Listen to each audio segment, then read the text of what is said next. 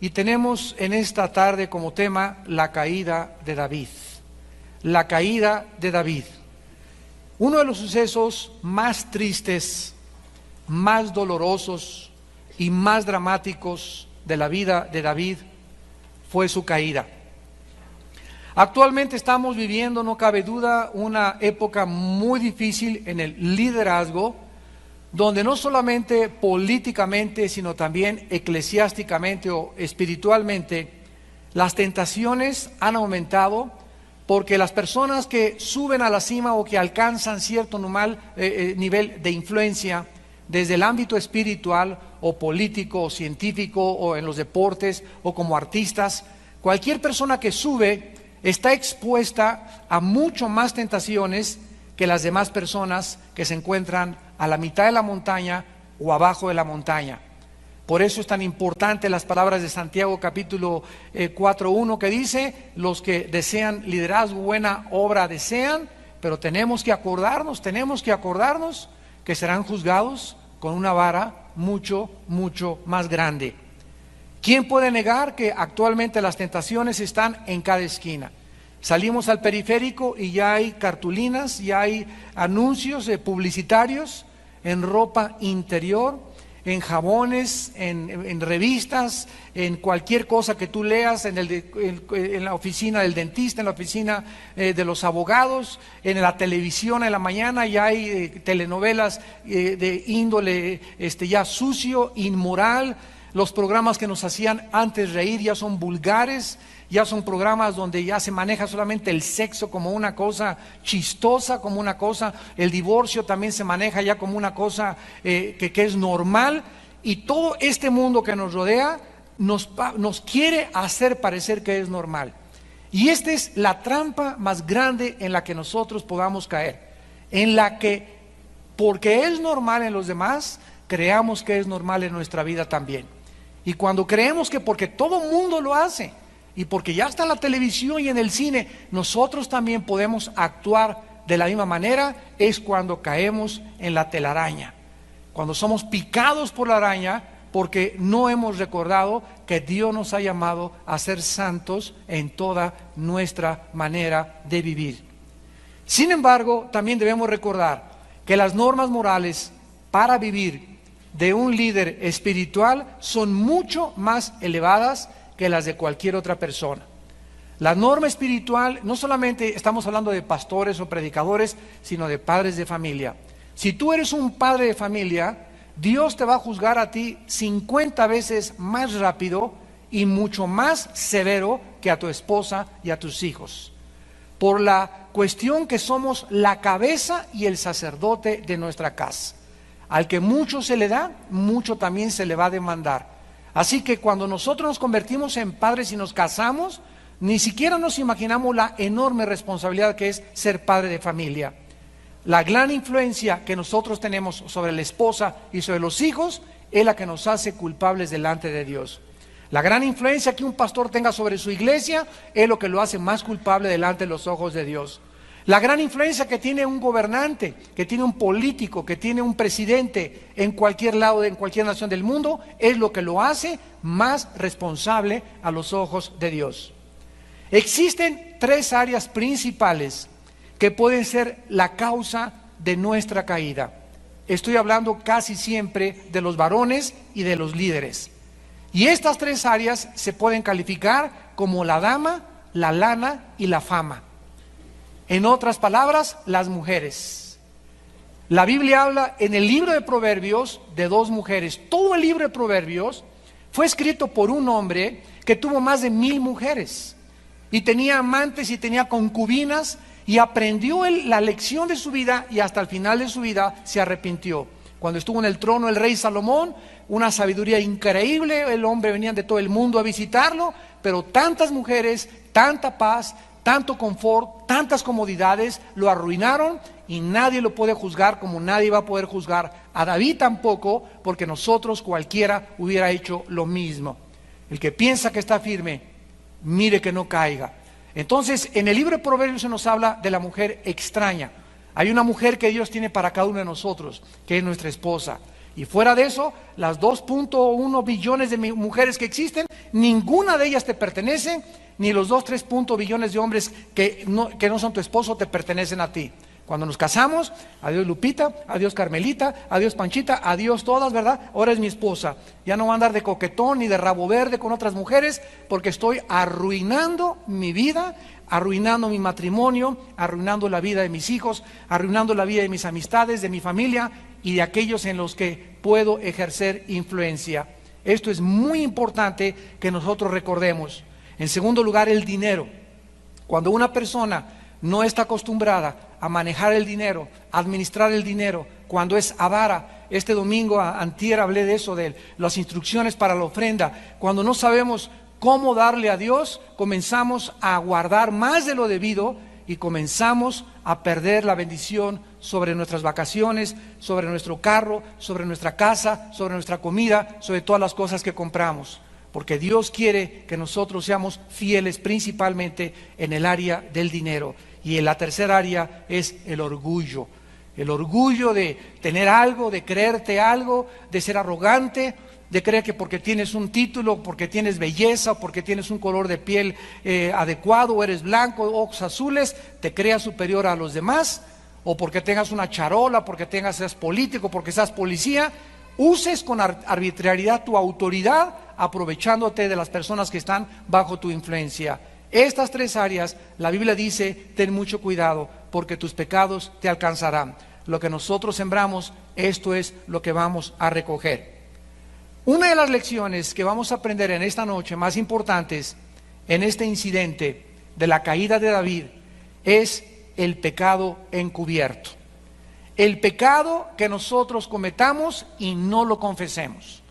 Después vamos a ver en las otras clases, no nos va a dar tiempo, las consecuencias tan terribles que David recogió por haber tratado de ocultar su pecado. Porque hay una ley que dice que un pecado nos lleva a otro pecado. Es exactamente como el cáncer. El cáncer, si es detectado a tiempo, se puede extirpar, pero si no, se extiende y se contagia por todo el cuerpo. Así es exactamente el pecado. El momento que lo enfrentamos y le damos la cara y lo confesamos y lo abandonamos, cesa la maldición y comenzamos otra vez a recobrar la salud espiritual. Antes de que abordemos el tema, quiero solamente mostrarles a ustedes al hombre que pecó, para que nosotros podamos darnos cuenta cómo cae un gigante espiritual.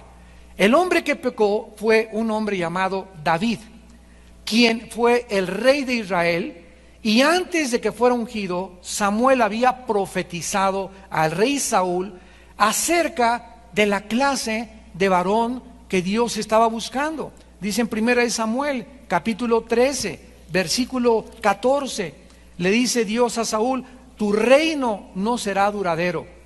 Jehová se ha buscado un varón conforme a su corazón, al cual Jehová ha designado para que sea príncipe sobre su pueblo.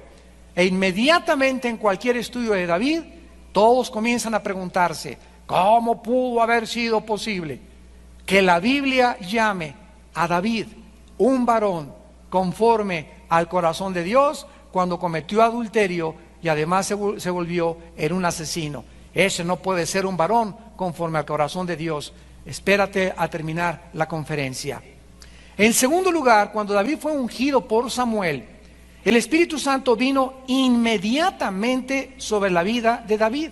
Dice en 1 Samuel capítulo 16, versículo 13, 1 Samuel 16, 13, envió pues por él y le hizo entrar. Era rubio, hermoso de ojos, de buen parecer. O sea, David era muy guapo, era muy hermoso como varón.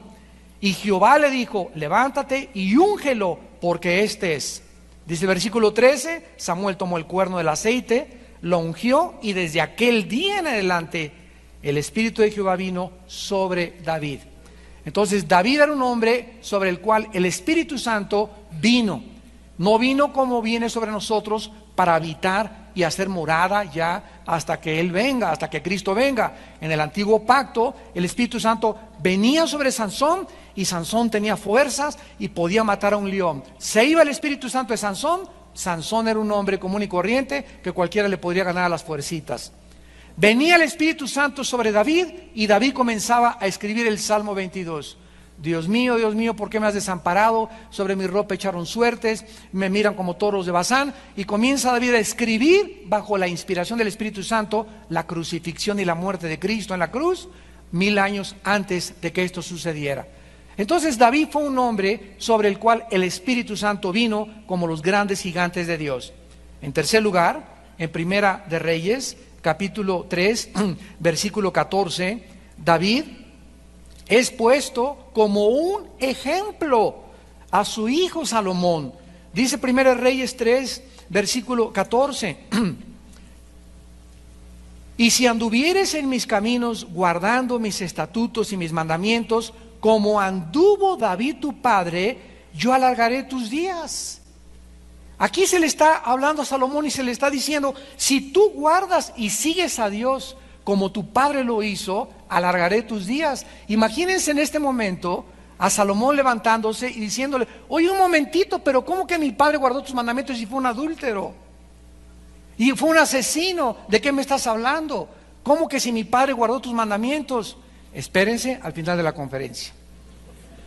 Después vemos nosotros también que más tarde, en Primera de Reyes capítulo 11, dice el versículo 4, Primera de Reyes 11, Dios se expresa tristemente de esta manera del rey Salomón. Dice Primera de Reyes 11, versículo 4, y cuando Salomón era ya viejo, sus mujeres inclinaron su corazón tras dioses ajenos, y su corazón no era perfecto con Jehová su Dios, como el corazón de su padre David. Increíble que se vuelva a mencionar otra vez que el corazón, a pesar de sus pecados, el corazón de David había sido casi maduro o perfecto. Y dice el versículo 11 y 12 del mismo capítulo, y dijo Jehová a Salomón, por cuanto ha habido esto en ti, y no has guardado mi pacto y mis estatutos que yo te mandé, romperé de ti el reino y lo entregaré a tu siervo. Sin embargo, no lo haré en tus días, por amor a David tu padre. Lo romperé de la mano de tu hijo, pero no romperé todo el reino, sino que daré una tribu a tu hijo, por amor a David mi siervo, y por amor a Jerusalén, la cual yo he elegido. Notemos otra vez que por causa del amor que Dios le tenía a David, él no rompió su reino mientras Salomón vivió. Fue a la muerte de Salomón cuando se dividió el reino entre sus dos hijos Jeroboam y Roboam, y siguió el reino del norte y el reino del sur, e Israel nunca volvió otra vez a ser unificada, ni lo será unificada hasta la segunda venida de Jesucristo a este mundo. Entonces es sorprendente que la Biblia nos mencione de qué manera Dios perdona. Es increíble que Dios diga, ¿sabes una cosa? No me importa lo que hiciste antier. No me importa lo que hiciste la semana pasada. Me importas hoy, en que te estoy hablando, si estás arrepentido. Y si tú estás arrepentido, que significa cambiar tu manera de pensar y ya no estás pensando como tú pensabas antes, nunca, escúchame, nunca, dice Dios, me volveré a acordar de tus pecados.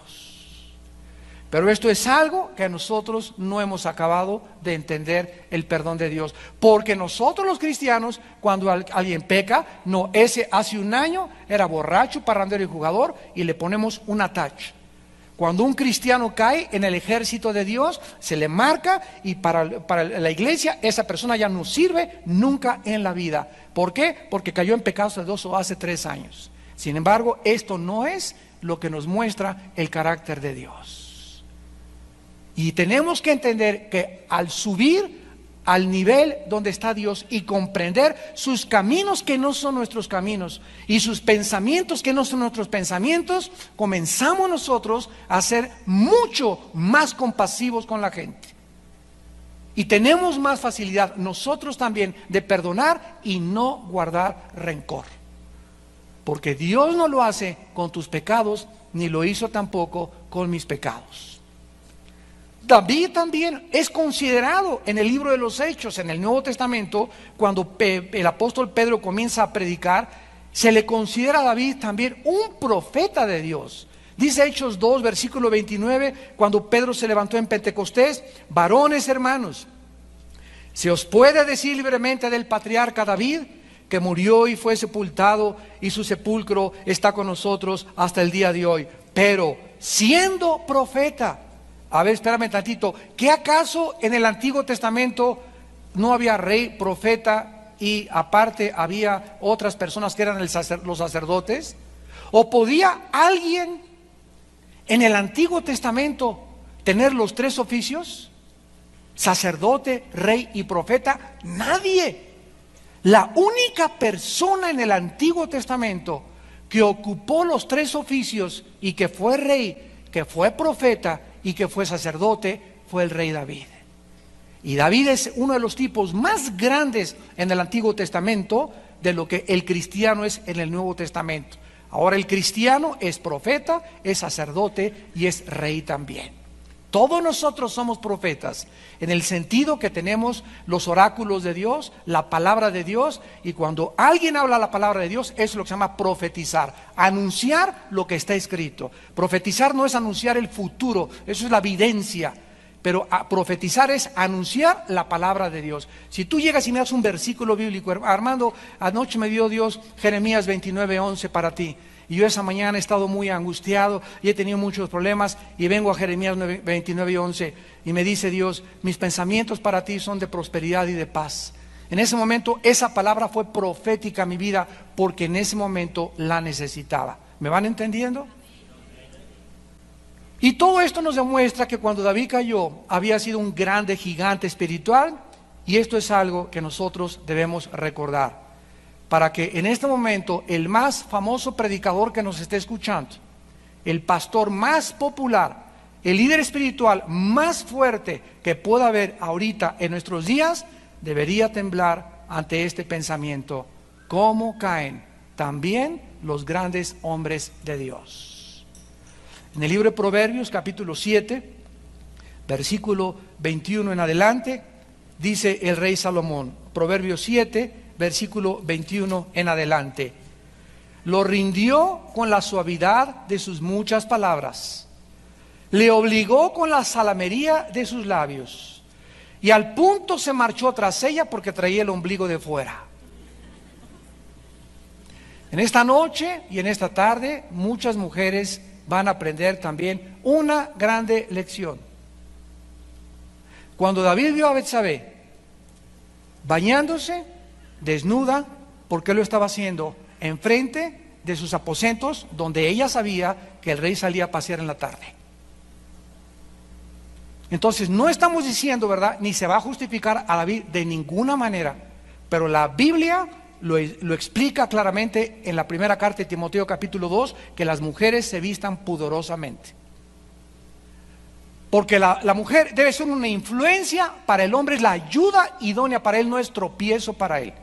Entonces, todas ustedes mujeres que nos escuchan en este momento y que se visten cadenciosamente porque les encanta atraer la atención sobre su ombligo de fuera, sobre sus pompas moviéndolas como licuadora, sobre el escote hasta por acá, tú estás contribuyendo no a influenciar hacia el bien al hombre, sino para que muchos hombres caigan, y si no caen y si no te secuestran y si no te violan, lo van a hacer mentalmente. Y te conviertes en un instrumento de maldición para los hombres en lugar de bendición para los hombres. ¿Y todo por qué? Por tu ego y por tu vanidad. Y eso es lo que debemos hacer morir en nosotros, nuestro ego y nuestra vanidad, que es lo que hace que muchas veces podamos hacer pecar a los demás. Y cuidado, dice la Biblia, cuando hacemos caer a otra persona por la forma en la que muchas se visten. Vamos pues a ver en 2 de Samuel capítulo 11 e iniciar nuestro estudio los factores, en primer lugar, de la caída de David. Vamos a ver cómo pudo un hombre con un corazón como el que tenía David, ferviente, él amaba a Dios, no hay ninguna duda al respecto.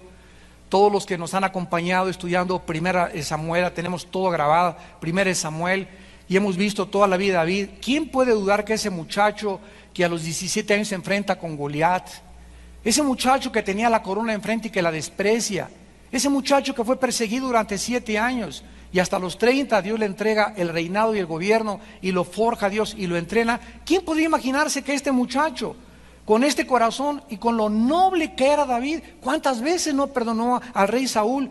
¿Cómo pudo haber caído tan bajo?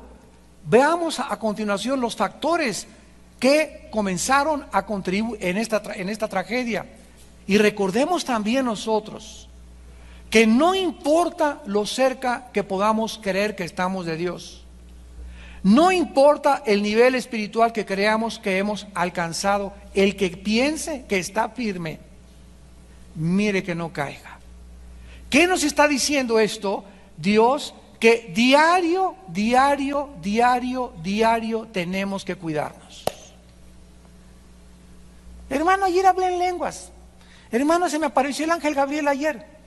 Ayer me profetizaron que yo iba a ser la profetisa de las naciones. Ayer me dieron un titulado, ya tengo un diplomado en licenciado en teología. No importa el nivel que hayas alcanzado, ni donde te encuentres, ni que estés en la televisión, ni que seas popular. No importa la casa que tengas ahorita, ni la fama que tengas ahorita. No importa lo que seas. Si tú no cuidas tu vida a diario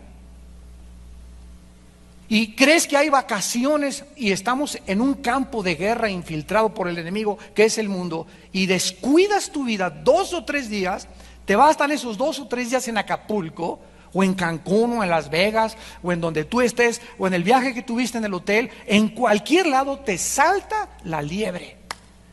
En cualquier lado te salta la salamería de los ojos, de los labios, de las tentaciones, de la pornografía, en la televisión, de un negocio, etcétera, etcétera, porque nosotros creemos que ya estamos lo suficientemente fuertes y que ya somos líderes espirituales o que ya tengo 10 años en Cristo para poder aguantar la presión del mundo. Ese es el problema cuando nosotros nos comenzamos a confiar. Yo tengo horror de mi corazón. Se los digo con todo mi corazón. Yo he descubierto cuánta maldad hay dentro de mí. ¿La has descubierto tú? He podido descubrir que 2 o 3 días que no leo la Biblia, mi carácter cambia inmediatamente. Me asaltan pensamientos que comienzo a guardar y alimentar. Comienzo a decir cosas, comienzo a cambiar en el trato de mi casa. En todas las áreas comienzo a darme cuenta del monstruo que vive dentro de mí. Y que inmediatamente cuando comienzo a reaccionar 2 o 3 días, ¿qué es lo que me está pasando? Se ven a la campana, la falta de paz. Es el árbitro que está sonando dentro de mí y me está diciendo, regresa a mí, dice el Señor. Y corro otra vez a la palabra de Dios y otra vez me levanto temprano y otra vez no importa que esté de vacaciones y no importa que esté de gira y no importa que esté en el avión, trato de guardar lo que ven mis ojos, lo que piensa mi mente, lo que salen de mis palabras. Oh Dios, cuídame de no hablar mal de nadie, de no juzgar a nadie. Quiero bendecir a todo mundo, Señor. Quiero servirte, quiero serle fiel a mi esposa, ¿no? En el corazón, en la mente, en todas las cosas, diario. No podemos darnos el lujo de creer que 2 o 3 días podemos salirnos con la nuestra. La carne es débil. Y déjenme decirles otra cosa. Muchos de ustedes no han pecado porque no han tenido la oportunidad de pecar. ¿Qué les estoy diciendo? Que muchos de ustedes que se creen muy San Crisóstomo y San Patricio y que se jactan, pues yo nunca he adulterado, y yo no sé cómo ese cayó, y yo no sé cómo la Petra de Santa Julia, ahí la loca prostituta, drogadicta, etcétera, etcétera. Muchos de ustedes no han hecho lo que no han hecho porque no han tenido la oportunidad de hacerlo. Pero ¿cuántos de ustedes se podrían encontrar en una isla desierta, con música de Ray Conniff, y que te salga una muchacha, la, y no tengas ni tu esposa ni tengas a nadie, te avientas el clavado.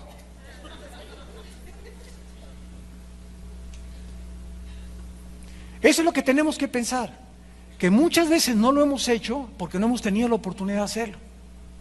¿Y qué tal cuando se te presente esa oportunidad? ¿Estarías listo a repeler esa tentación? Entonces no te adelantes a juzgar a David. El primer factor que contribuyó a la caída de David, dice 2 Samuel 11, versículo 1, aconteció al año siguiente, en el tiempo que salen los reyes a la guerra.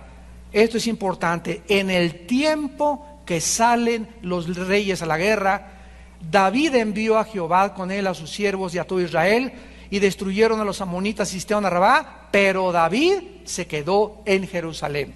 El primer factor que contribuye muchas de las veces a nuestra caída se llama el ocio. El ocio. Este era el tiempo en que David, como rey, como líder, debió haber estado en el campo de batalla. Era tiempo de guerra, era tiempo de pelear, no era tiempo de quedarse en su casa. Nunca hubiera caído en este pecado si él hubiera salido y no se hubiera quedado ociosamente en su palacio de Jerusalén. La mente vacía es el mejor taller de Satanás. La mente vacía es el mejor taller de Satanás. La ociosidad tal vez es el factor más grande de la delincuencia juvenil. Cuando los jóvenes no tienen qué hacer, y estos tiempos de vacaciones son peligrosísimos para nuestros hijos, porque si no están 5 horas enfrente de la caja de televisión, de la caja para retrasados mentales, si no están en eso, están pensando en otra cosa, pero es la ociosidad, la falta de actividades, la que trae a la mente los pensamientos más pecaminosos que puedan existir. El mantenerse ocupado desarrolla el carácter y estimula la mente. Miren el consejo en 1 de Timoteo capítulo 4 que el apóstol Pablo le da al joven pastor Timoteo. 1 de Timoteo 4:13. Entre tanto que voy, ocúpate en la lectura, la exhortación y la enseñanza. Una pregunta a todos ustedes que nos escuchan: ¿cuántos de ustedes leen un libro al mes? Nadie levante la mano. Es lo mínimo que puedes hacer, un libro al mes. Ahora, si tú no has desarrollado el bendito hábito de la lectura, ese tiempo en el que tú puedes emplear leyendo, en el banco traes tu libro, en el tráfico traes tu libro, te paras, traes tu libro, en donde quiera lees, o la palabra de Dios. Si tú no tienes el hábito de acostarte leyendo, y en los tiempos de ocio, acostarte tarde o levantarte temprano a leer, y no calculas que es un libro al mes el que lees, aparte de la Biblia, desde luego libros cristianos, ¿verdad? Y cosas que te documenten, etcétera, etcétera, no has podido desarrollar un carácter cristiano. Porque solo las personas que leen desarrollan su mente. Solo las personas que leen comienzan a tener una capacidad mucho más grande de entendimiento. Mientras voy, ocúpate y lee lo más que puedas. Salió una estadística en Europa que una de las naciones más pobres en lectura era precisamente México, con un libro al año. Y en Europa aproximadamente el europeo lee 55 a 60 libros al año, comparados con uno de Mexicalpan de las Tunas. Pero el Calimán nunca lo dejas de leer. En la noche no te falla Rebelde y no te fallan las telenovelas. Y esta es la razón por la cual la mente se encuentra como se encuentra. En la segunda carta a los tesalonicenses está antes de Timoteo. Antes de Timoteo está segunda de Tesalonicenses. Dice la Biblia en el capítulo 3, segunda de Tesalonicenses 3, versículo del 10 al 13, porque también cuando estábamos con vosotros, os ordenábamos esto: si alguno no quiere trabajar, tampoco coma. Porque oímos que algunos de entre vosotros andan desordenadamente, no trabajando en nada, sino entremetiéndose en lo ajeno. A los tales mandamos y exhortamos por nuestro Señor Jesucristo, que trabajando sosegadamente coman su propio pan. La Biblia nos ordena mantenernos ocupados, porque la ociosidad es la madre de casi todos los vicios. En segundo lugar, regresamos a Samuel. Y en segundo lugar, dice el versículo 2 y 3 que el segundo factor que contribuyó a la caída de David sucedió un día al caer la tarde, fresca, linda, con las nubes, música de Ray Conniff. Nadie lo molestaba. David se levanta de su lecho, se paseaba sobre el terreno de la casa y vio, así, ¡boing!, se le salían los ojos, a una mujer que se estaba bañando, la cual era muy hermosa. Aparte, ¿verdad?, de que una mujer era muy hermosa. Y envió David, pero de bolón ping-pong, a preguntar por aquella mujer. Y le dijeron: aquella es Betsabé, hija de Elián, mujer de Urías Eteo. El segundo factor que contribuyó a David para caer fue que él era una persona que comenzó a acostumbrarse a no darle cuentas a nadie. Comenzó a acostumbrarse a no darle cuentas a nadie. Cuando vio a Betsabé bañándose, simplemente se le antojó. No había nadie que le pudiera exhortar, nadie que le pudiera reprender, porque él era el rey. ¿Quién podría decirle al rey: oye, ¿qué estás haciendo? Cuando mandó por ella, alguien le pudo haber dicho: oye, rey, pero tú eres rey, tú eres un hombre de Dios, ¿cómo puedes mandar por esa mujer? Nadie, ni chistaron absolutamente. Entendamos esto otra vez, ¿verdad? Mientras más alto subamos, más grandes serán las tentaciones. Cuando nosotros no tenemos gente a nuestro alrededor, lo suficientemente amigos que verdaderamente nos amen para poder reprendernos y exhortarnos y corregirnos, la gente que tienes a tu alrededor no es cierto que te ama, porque más vale reprensión manifiesta que amor en oculto. A mis pastores les digo continuamente: por favor, si ustedes ven algo en mi vida, díganmelo. ¿Por qué? Porque quiero ser consistente. A mi esposa cada mes me le digo: este mes en qué he fallado, ¿hay algo que he mostrado inconsistencia? ¿Cómo está mi trato con mis hijos? ¿Cómo está mi trato contigo? ¿Cómo me sientes? ¿Cómo me palpas? ¿Me ves más sensible? Etcétera, etcétera. ¿Por qué? Porque hay un concepto que tenemos de nosotros mismos, otro que la gente tiene de nosotros, y otro concepto que es el verdadero, que es el que tiene Dios de nosotros. Entonces, desgraciadamente somos todos imperfectos, pero si no tenemos un ego donde aceptamos que se nos digan nuestras verdades, vamos a crecer. Dios va a trabajar con nuestras vidas de una forma tremenda. ¿Por qué? Porque estamos acostumbrados a la exhortación. La gente hipersensible, la gente más orgullosa de este mundo, es la que no puedes regañar. No puedes exhortar porque no te hablan en un mes. Les tocas el dedo en la llaga y te dejan de hablar. Se sienten, en lugar de: voy a pensarlo, voy a cambiar mi manera de pensar, gracias por mandarme al hermano, gracias por la hermana, gracias por el consejo de mi mamá, Señor, yo no quiero seguir así, esto me contribuye a mi crecimiento, Señor, te pido que me cambies, me arrepiento en el nombre de Jesús. Y subes y subes y subes y subes. ¿Por qué? Porque te conviertes en material dúctil, como plastilina a las manos de Dios.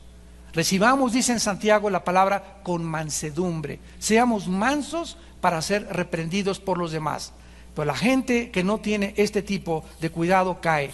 Cualquier líder que me esté escuchando por la televisión, que no le da cuentas a nadie de su vida, caerá tarde o temprano en el peor de los pecados.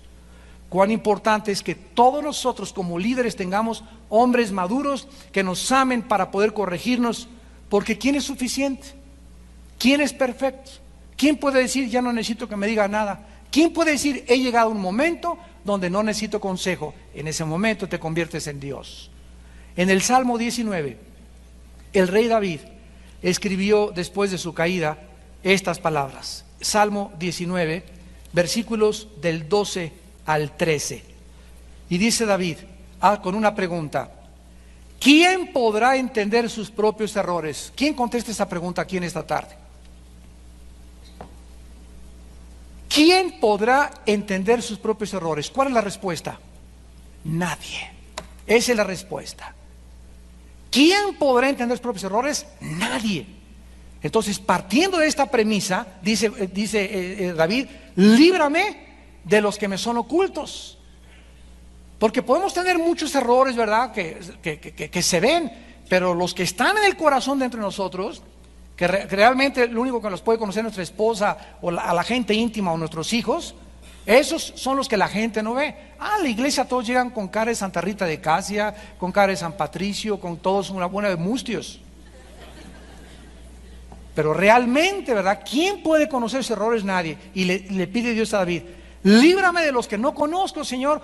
En la noche, Padre Santo, oh Dios, hay tantas cosas en mi carácter. Mira, el otro día le decíamos a una hermana: oye, hermana, en todos los lugares donde vas, ¿tienes una jeta? ¿Tienes una cara de tamal de Oaxaca que no puedes con ella? ¿Yo? Sí, tú. Siempre estás mal encarada. Y un día la retratamos para demostrárselo. Y vio su retrato y se espantó. Y la hermana no se había dado cuenta de eso. Entonces, ¿cuántos de nosotros estamos igual? Yo durante muchos años padecí de ese carácter. Y me decía mi esposo: oye, cuando tú regañas, muchas veces regañas muy agresivo a las gentes en particulares. O cuando vas a hacer una orden a tus hijos, como que te pasas. Yo le decía: pero si yo tengo voz de San Agustín. Y me convencí, ¿verdad? Que verdaderamente, o sea, necesitaba una televisión que me mostrara que la actitud que yo creía que tenía para muchas veces no era la que Dios quería para mi vida. Entonces, no podemos nosotros creer que podemos guardar nuestros errores y pedirle a Dios que nos libre. Y dice el versículo 13: preserva también a tu siervo de las soberbias, que no se enseñoreen de mí, entonces seré íntegro y estaré limpio de grande rebelión. La más grande maldición que podamos tener dentro de nosotros es un corazón orgulloso. Y saben ustedes que por no conocer la Biblia, la gente cree que una persona orgullosa es esta. Gente que la ve, esa es una gente altanera, una gente vanidosa. Pero el orgullo en la Biblia es creer que no necesitas a Dios. Creer que puedes independizarte de Dios, creer que puedes ser papá, que puedes ser esposa, que puedes ser hijo, que puedes tener una empresa sin tomar en cuenta a Dios. Pasa 2 días sin leer la Biblia y estás manifestando una arrogancia tremenda, porque le estás diciendo a Dios sin palabras, con tus actitudes: no te necesito. No necesito esto para que sea hoy mi luz, ni mi brújula, ni mi guía. Yo tengo mis propios consejos y además ya le estoy escribiendo a Walter Mercado.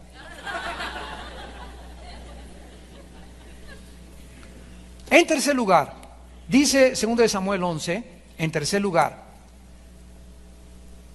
envió David a preguntar por aquella mujer, versículo 3 y 4, y le dijeron: es Betsabé, hija de Eliam, mujer de Urías Heteo. Y David envió mensajeros y la tomó. Y vino a él, y él durmió con ella. Ella luego se purificó de su inmundicia y se volvió a su casa. En tercer lugar, el tercer factor que contribuyó a David en su caída fue que él quiso jugar con el pecado. Voy a explicarme. David se entretuvo mirando a una mujer que no debió haber mirado. Pudo él haber resistido eso, haber cerrado sus ojos, haber corrido a su cuarto, caer de rodillas: Señor, pero qué monumento. No cabe duda, Padre Santo, que haces cada cosa para... No, espérame, no es para ti. Señor, te soy sincero, ¿verdad? Es una preciosura, etcétera, etcétera, pero no es mía. Y la admiro, maravillosa belleza, pero no la quiero seguir mirando. Porque Jesucristo dijo: cualquiera que mire una mujer para codiciar con ella, ya es adúltero a los ojos de Dios. Entonces, nosotros tenemos que entender que el pecado no solamente es la acción, sino la motivación que movió a la persona a jalar el gatillo. El asesino no es el que jala el gatillo, sino antes de jalar el gatillo, él decidió, ya era un asesino en potencia. Entonces, no necesitas acostarte con una mujer para que Dios te considere como David adúltero. Solamente necesitas desearle en tu corazón. No te has acostado porque no has tenido la oportunidad. ¿Cuántos de nosotros también somos asesinos? Por eso les dije: no juzguemos a David. Porque si alguien quiere juzgar a David, todos nosotros hemos sido adúlteros y todos nosotros hemos sido asesinos, porque de alguna forma hemos deseado alguna vez a una mujer y en alguna vez hemos deseado quitarle la vida a una persona o hemos odiado a alguien. Y odiar a alguien, aunque no lo mates, eres delante de Dios asesino. Mateo capítulo 5, versículo 27 al 28. Entonces, el que esté libre de pecado en esta tarde y el que diga, ¿cómo David pudo haber hecho eso? Es exactamente lo que Pablo pensaba de su vida.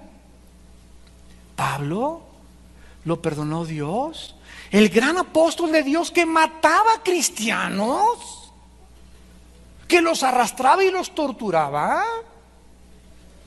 Ese hombre que en su caballo, respirando amenazas, entraba a las sinagogas y los jalaba de los pelos, y ante cuyos pies cayeron las ropas del primer mártir de la iglesia de Esteban, y disfrutó la muerte a pedradas del primer mártir de la iglesia de Esteban. Ese hombre es el león de Dios y el gran misionero. Esa es la gracia y la misericordia de Dios.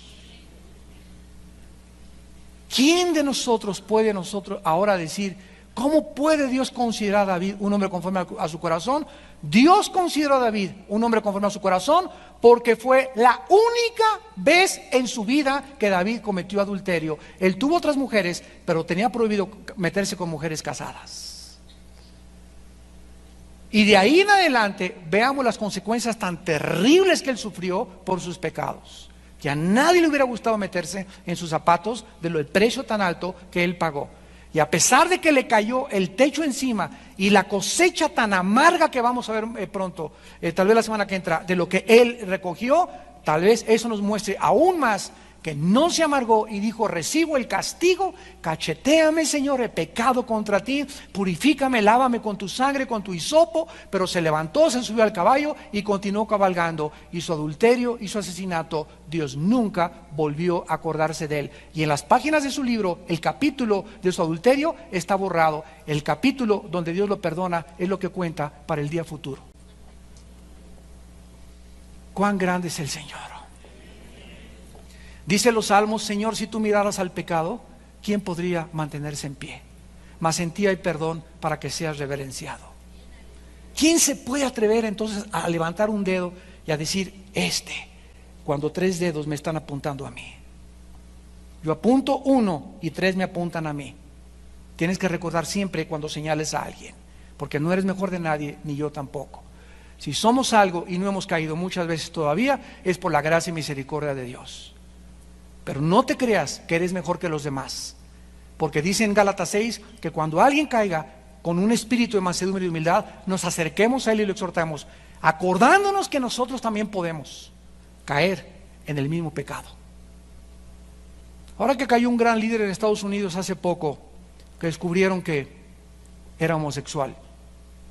Estábamos en una reunión de pastores ahí en Dallas, y fueron una semana después de la caída que tuve la oportunidad de dirigir la palabra en la Alianza de Pastores de Dallas, y les dije, en esta tarde, ¿quién puede señalar y decir, hermano asqueroso, púchila, se cayó, ya no más, es lo peor que hay, es el lastre que hay? ¿Quién puede atrever a juzgar a ese hermano?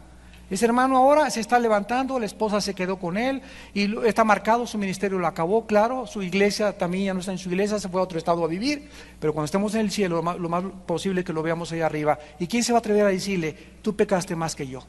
¿Quién? ¿Quién? ¿Tú eres mejor que esa persona? Ok, cayó, se levantó y perdonó y arruinó, y son terribles lo que va a pasar en su vida. Acabó con su ministerio después de 30 años de ministerio precioso, pero hay perdón en la sangre de Jesucristo. Aunque hay perdón, las consecuencias las tenemos que recoger, pero no podemos apuntarle el dedo a nadie. Agarra a una mujer de las greñas los fariseos, venga para acá la tigresa de Santa Julia, ándele, la agarramos en adulterio y la ley dice que la matemos a pedradas. A ver qué va a hacer que dicen que es el Mesías. Si nos dice que la perdonemos, está él mismo contradiciéndose, porque la ley dice que la matemos a pedradas. Y si no la matemos a pedradas, es entonces porque está también violando la ley. Lo querían encerrar, como siempre, en un rincón a Jesucristo. Y Jesucristo no les contestó nada, solamente les dijo, el que esté libre de pecado, arroje la primera piedra. Y en ese momento sus conciencias comenzaron a redarguirlos, ¿verdad? Que aunque no se habían acostado con nadie y no eran adúlteros como esa persona, en su corazón habían adulterado, estaban llenos de moho, estaban llenos de suciedad, estaban llenos de inmundicia. Así que ninguno se atrevió a levantar una piedra para matar a esa persona. Porque cuando tú te atreves a juzgar a una persona, 3 dedos te apuntan a ti. Mientras estemos en este mundo, tenemos que perdonarnos y soportarnos los unos a los otros, como Cristo lo hizo, para no juzgarnos, para que no seamos nosotros también juzgados. Primero, David vio a Betsabé. ¿Podría alguien pensar que en esa tarde en que David se paseaba por el terrado de su recámara bajo las estrellas del cielo y la frescura del aire, tenía en su corazón la intención de cometer adulterio? Para nada. Él no tenía la intención cuando subió al techo de cometer adulterio, salió a pasearse, a respirar y de repente ve eso enfrente de él. Él no tenía la intención de caer en el adulterio. Tú vas a Acapulco con la intención de cometer adulterio, para nada. Tú sales de tu casa y está la vecina ahí enfrente con el ombligo fuera, tienes la intención de cometer adulterio, para nada. La Biblia nos muestra claramente que esto sucede en momentos en que nosotros comenzamos a ver de más. La vio bañándose, comenzó después a disfrutar su belleza física, empezó a acariciar en su mente el pecado y era muy difícil. San Crisóstomo. Muchas veces nosotros como pastores hemos ido a los congresos de Acapulco y a la playa, y vamos por la playa y pasan los bikinis así enfrente de ti, y las señoras y las muchachas jóvenes. No podemos andar en la playa así, ¿verdad? Sería ridículo. Pero ¿qué es lo que tú tienes que entrenarte? Ok, viste una persona, ya la viste, pues sí, está muy bonita, y me sigo caminando. Y pasó otra, pues sí, pero si le haces esto y se te salen los ojos y la sigues mirando, o te acuestas y comienza una mujer que está acostada ahí, o boca abajo, etcétera, etcétera, y ya llevas 30 segundos mirándola. En ese momento ya la mente es una cámara fotográfica. Y tú retratas, mientras más veas algo, más clara la imagen se te queda en tu mente. Ese es el problema de la pornografía. Cuando tú estás viendo la pornografía, estás filmando como un video tu cámara esas imágenes que son muy difíciles que se te salgan. Y para pasar el tiempo, y esas imágenes te van a atormentar. Te van a atormentar cuando tú estés solo. O vas a querer hacer las mismas cosas cuando tú estás con tu esposa, pensando en la del video y no pensando en tu esposa. Y ese es el problema del adulterio mental. Por eso Jesús dijo que no podíamos retratar, mirar, codiciar, porque ya somos adúlteros delante de Él.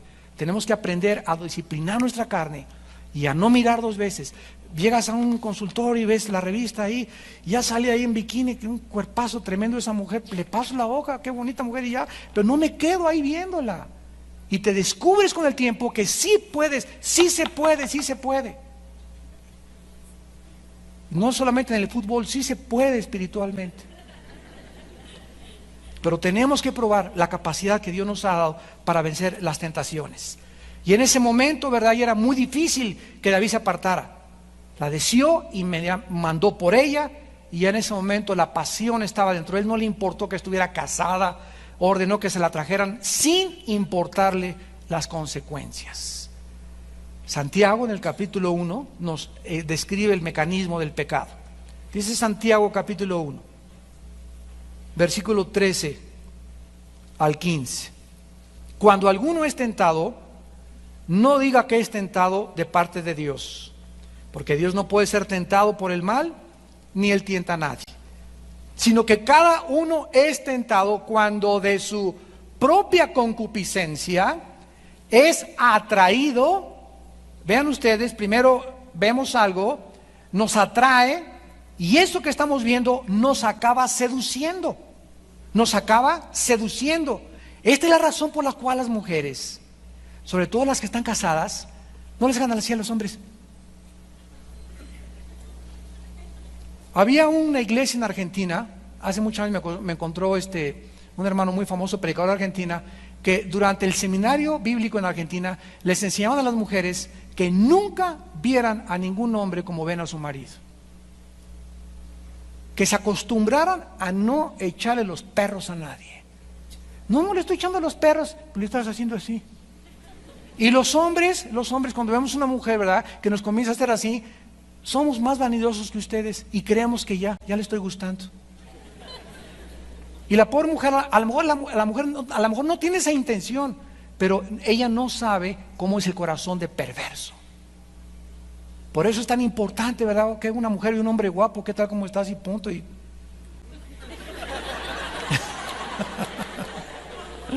más les vale.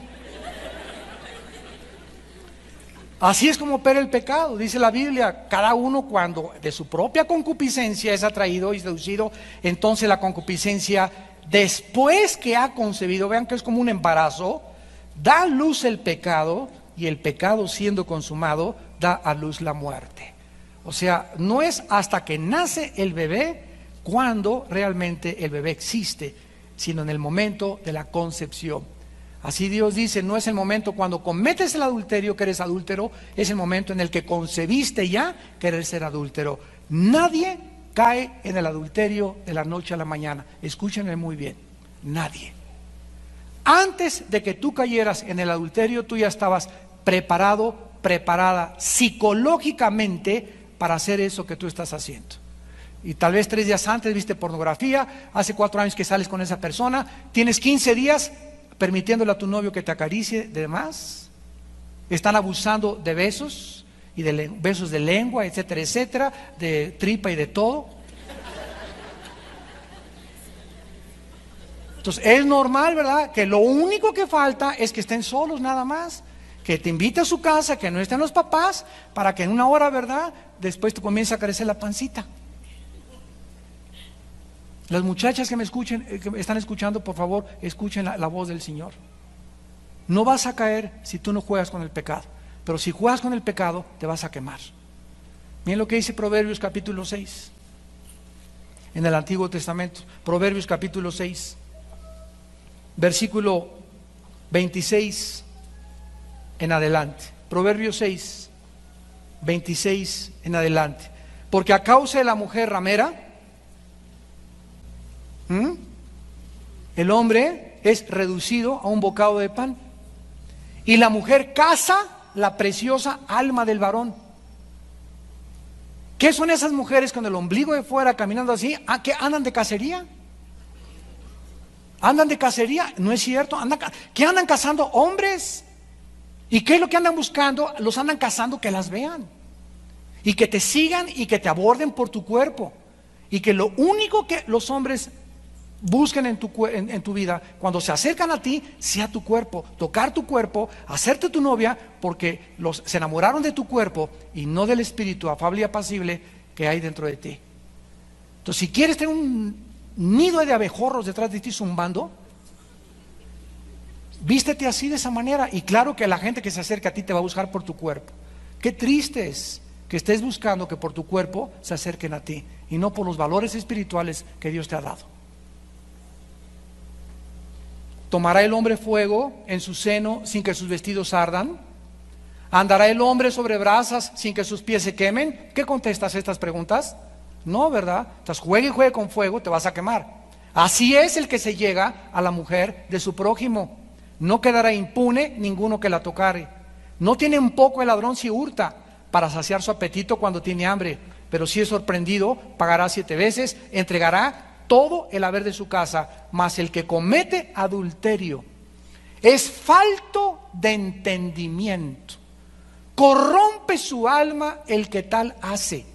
Heridas y vergüenza hallará, y su afrenta nunca será borrada, porque los celos son el furor del hombre, y no perdonará en el día de la venganza.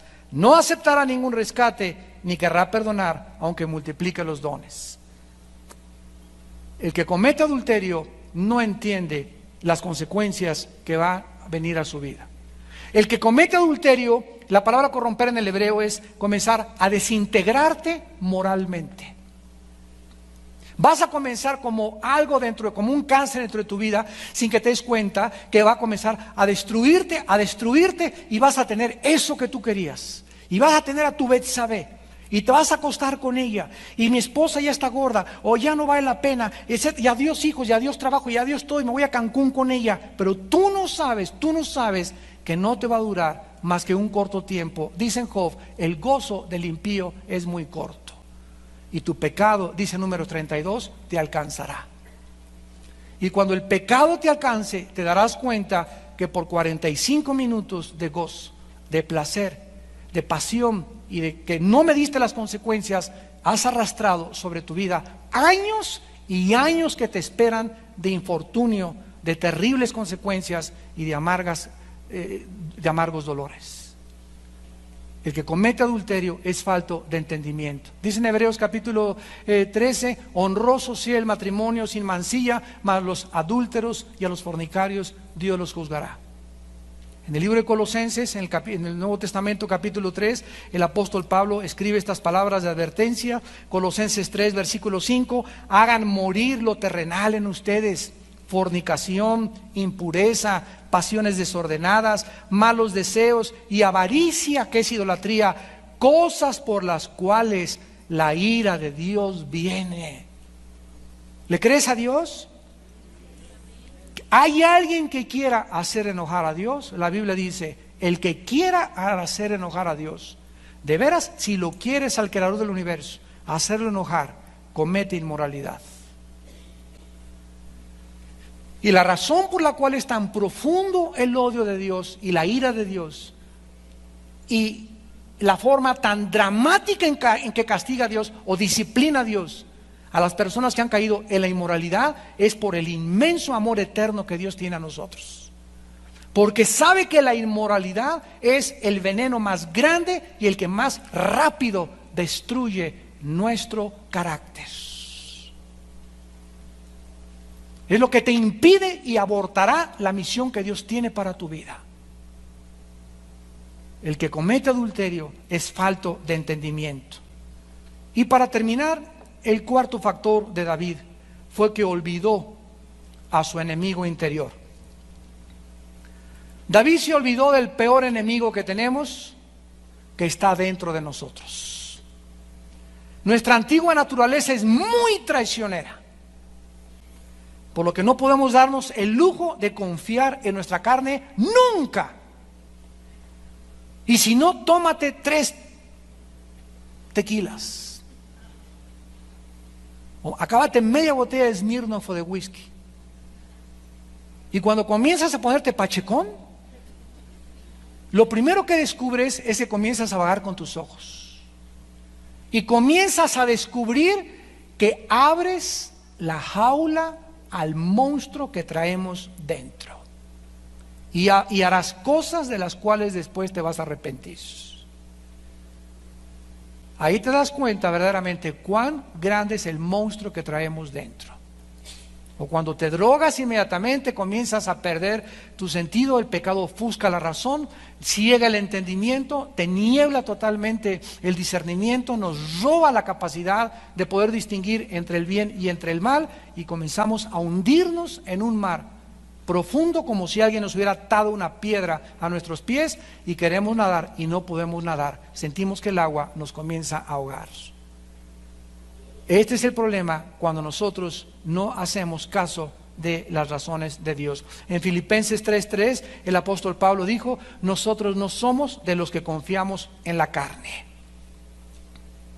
En 1 Corintios capítulo 9 versículo 27 el apóstol Pablo tenía tanto temor y tanto terror, sentía la maldad dentro de él tan grande como la vemos sentir todo, de correr a la cruz continuamente, que él dijo, golpeo mi cuerpo, 1 Corintios 9:27, y lo pongo en servidumbre, no sea que, habiendo sido heraldo para otros, yo mismo vengo a ser eliminado. Dice Pablo, si diario no pongo mi cuerpo en servidumbre, si no comienzo a negarle a mi cuerpo los deseos y los impulsos que todos los días nos dice el cuerpo. Y esto es no solamente para los adúlteros, los fornicarios, también para los glotones, para los bebedores, para los dormilones, para aquellos que tienen cualquier cosa en su vida que los controla y que los domina y que no tienen ningún control de eso. Tarde o temprano eso va a frustrar tu llamado a servir a Dios. Llega a esa edad, a los 50, 45, 50, 60 años de edad, y te va a costar 10 veces más bajar de peso. Te va a costar 10 veces más dejar la pornografía. Te va a costar 10 veces más dejar lo que tú habías practicado. Tenemos que acostumbrarnos a que el cuerpo debe estar bajo el control y la servidumbre del Espíritu Santo. No sea que seamos eliminados. Oremos.